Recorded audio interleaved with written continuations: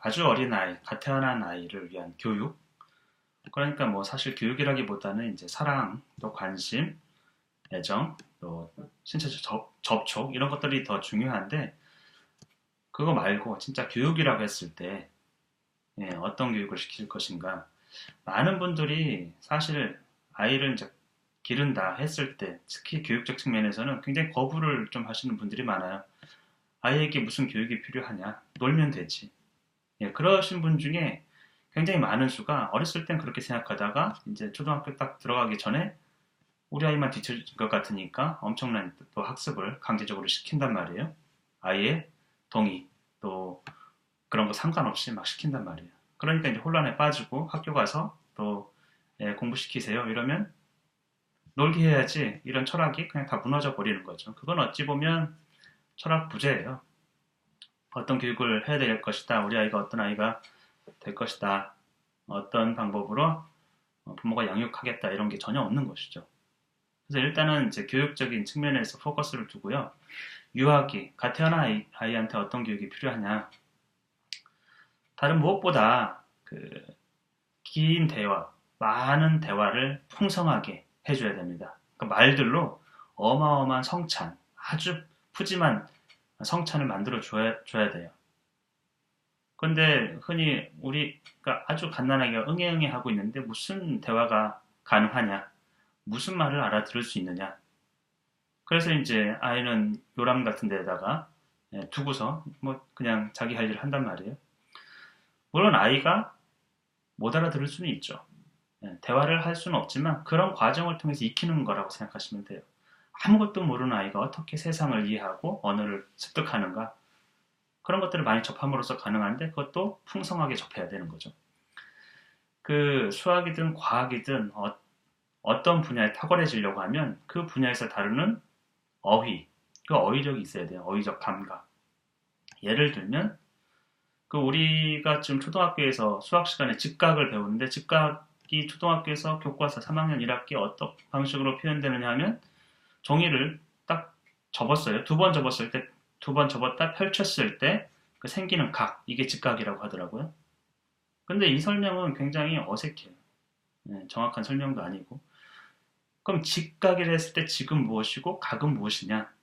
이런 의문이 들기 시작하죠. 그걸 명확히 그런 감각, 어휘적 감각을 알고 나서야 직각을 이해하는 거죠. 왜냐면 직각은 직이라는 뜻과 각이라는 뜻 두 가지가 합쳐졌으니까. 그럼 원래 이제 원어적으로 영어에서 보면은 직각은 right angle이에요. right은 R-I-G-H-T, 옳다라는 뜻이죠. 옳다. 근데 왜 옳은 각이냐? 옳은 각이냐? 그 얘기는 우리가 어떤 평면상에 뭔가를 세웠을 때 이렇게 세워주면 당연히 쓰러지죠. 딱 설 수 있는. 건물을 세운데 생각해보세요. 저쪽에서 이제 직각인지 아닌지 보는 사람이 있고 이쪽에서는 뭐 기둥을 세우는데 봐줘야겠죠. 멀리서. 그랬을 때 올바로 딱 위치되어 있는 거. right. 거기다 이거죠. 옳다 이거죠. 됐어. 이런 뜻이죠. 그것이 직각이란 말이에요. 그런 의미를 어느 정도 갖고 가는 것.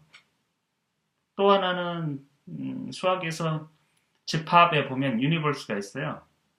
집합에 이제 U인데 전체 집합을 U라고 하잖아요. U. U의 뜻이 무엇이냐? 유니버스예요. 우주예요. 전체 집합은 우주예요. 예를 들면 실수 전체 집합. U를 전체 집합을 늘 이제 수학에서는 어떤 범위 자체를 정해야 되는데 체계 자체를 그거를 U라고 하는 이유는 실수 전체 집합했을 때는 실수는 끝이 없죠. 계속 확장되어 가는 거. 그것을 우주라고 본 거예요. 그런 어휘적 감각. 그것이 있어야 이런 용어를 만들어낼 수도 있고 더 나은 학문을 할 수도 있다는 거죠. 그래서 어렸을 때 이 모국어에 대한 충분한 어떤 언어적 감각을 익혀줘야 돼요. 그래서 긴 문장으로 얘기하세요. 아이를 보면 그날에 있었던 일, 또 아이가 보는 대상이 되는 어떤 사물, 책상을 보고 있으면 책상이 넓지, 평평하지. 저거 엄마가 언제 산 거고 줄줄줄줄 그냥 얘기하면 돼요. 얘기해 주세요. 아이 눈을 보고 또 사물을 보고 둥글다, 모양, 색깔, 그다음 옛날의 히스토리, 오늘 있었던 일, 또 아빠도 퇴근해서는 그날 있었던 일을 아이하고 대화를 하는 것이죠. 많은 얘기를. 그리고 유아어, 그러니까 응가라든지 찌찌라든지 뭐 떼찌 이런 언어를 굳이 쓸 필요는 없어요. 예, 나중에 안 쓰는 말들이잖아요. 그냥 우리가 일상적으로 성인이 쓰는 말들로 긴 문장을 아주 많이 들려주면 아이는 훨씬 더 언어적 그 어떤 감각 그런 것들을 훨씬 더 많이 갖게 되는 거죠. 사실 그런 거를 엄마가 계속 엄마 목소리, 아빠 목소리로 무언가를 말하는 것 자체가 아이한테는 굉장히 의미를 갖기 때문에 그래요. 아무것도 없는 것과 그런 거를 나에게 뭔가를 전달하려고 한다. 근데 우리 엄마가 지금 보는 어떤 책상에 대한 대상에 대해서 뭔가를 설명하고 있거나 이 관계를 계속 유추하는 거죠. 머릿속으로 계속 생각할 거예요. 첫 번째, 아주 갓난아기, 그 다음에 아이가 다 커도 마찬가지예요. 청소년이 되어도 많은 대화, 그것이 아이의 지혜를 깨우친다. 이렇게 보시면 되겠습니다.